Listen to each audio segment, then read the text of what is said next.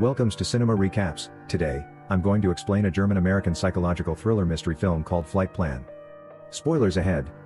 Watch out and take care. Kyle Pratt is having a tough time this evening. Kyle is a widowed American aircraft engineer whose husband died in an automobile accident in Berlin. Julia, her 4-year-old daughter, will have to travel to the United States with her father's body. Kyle takes the medications that her doctor has recommended to help her control her anxiety the next morning. It's snowing outside, and a cab is ready to take them to the airport. Julia panics when Kyle loses her at the airport. Strangers, couples, travelers, and adults are just some of the people she meets. Nobody, on the other hand, is the size of a child. She takes another step forward. Julia can be located near a convenience store.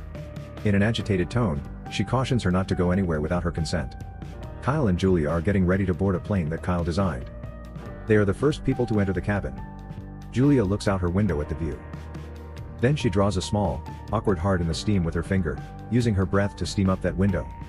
Kyle then falls asleep. She notices Julia has vanished from her seat when she wakes up from her seat. Kyle inquires among the other passengers, but no one recalls seeing her. According to a flight attendant, Julia might be playing with kids her age. Kyle looks down the aisle for Julia, but she is nowhere to be found. Kyle continues to gaze around with a growing sense of discomfort. She double-checks their row, where they'd slept out.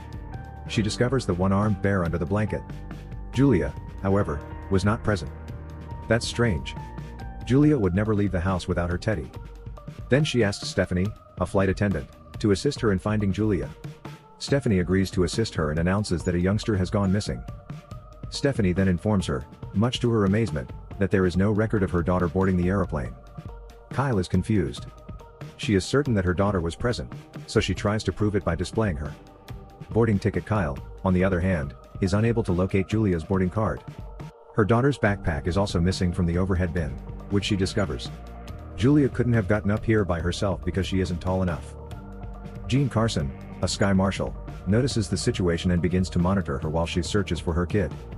Kyle requests to see the captain, Marcus Rich, in order to enlist his help in finding her daughter. The pilot inquires about Kyle after learning that there is no record of her daughter boarding the flight. Is currently taking any medicine.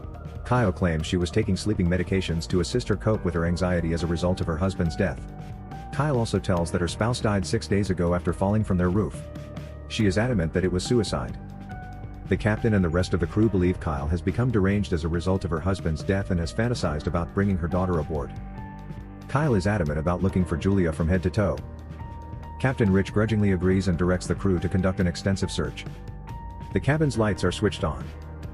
All passengers are reminded not to get out of their seats. Stephanie descends to the avionics section and searches the area, but no 4-year-old can be found. Pratt notices an Egyptian while she is seeking. She approaches him, recognizing him from somewhere. She tries to recall something, but her mind is too jumbled right now. Kyle then requests that the captain search the cargo hold for Julia. Captain Rich refuses, claiming angrily that there are hundreds of passengers on board. Aboard this aircraft who are now receiving no attention because all flight attendants are on duty, are frantically searching for a child they don't believe was ever on board.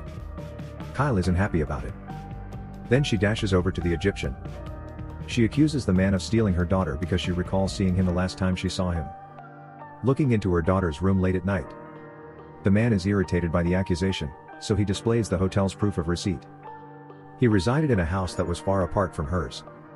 Then chaos ensues. Kyle makes the man confess, and the two fight. Carson, who has had enough of her antics, claims that her husband's death now makes more sense.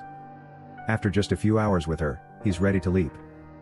Captain Marcus receives a cable from the hospital in Berlin not long after that states Julia was on the roof with her father when he fell and died of internal injuries. The team now feels she is insane. Kyle vehemently denies it. Julia is most likely still alive and on the plane, she believes. By fabricating such a scenario, Carson now perceives Kyle as a threat, so he ties her and keeps her in her seat. Lisa, a therapist, approaches Kyle and tries to console her, making Kyle doubt her own abilities. She is finally coming to terms with her daughter's loss. She does, however, see a heart Julia had written on the window next to her earlier. The seat is real. Kyle is increasingly certain that something strange is happening. After that, she persuades the therapist to allow her use the restroom. Instead, she climbs into the upper compartment and tampers with the plane's systems, Putting on the oxygen masks and turning off the lights, all of the passengers and crew members begin to fear, but Carson recognizes that Kyle is to blame. She takes a dumb waiter to the lower freight deck, taking advantage of the confusion. There, she discovers her husband's coffin. She opens David's casket, expecting to discover Julia inside, but all she sees is her husband's body. There's nothing else. Carson locates her, shackles her, and escorts her back, explaining that the flight has been cancelled. She'll be brought into custody at Goose Bay Airport, where she'll make an emergency stopover. One of the passengers began to applaud as she is taken to her seat. The applause grows louder and louder, filling the deck. Others, including the Egyptian, are staring at her. Kyle makes her way to the back row, where she sits. Kyle pleads with Carson one last time, requesting that she search the plane when it lands. Carson mulls it over for a moment before deciding to talk with the captain. Instead of meeting with the captain, he makes his way down to the cargo deck.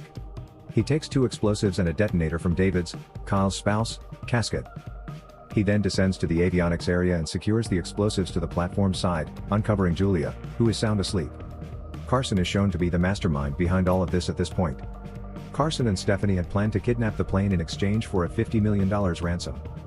They kidnapped Julia to force Kyle to unlock the plane because of her knowledge about it. The coffin where he placed the explosives and detonator. Carson informs the captain that Kyle is a hijacker and threatens to detonate a bomb on the plane unless the airline deposits $50 million into a bank account. Carson then informs and alarms Stephanie that he plans to blow up the plane and kill everyone on board. Julia is dead and Kyle is with the detonator in her hand.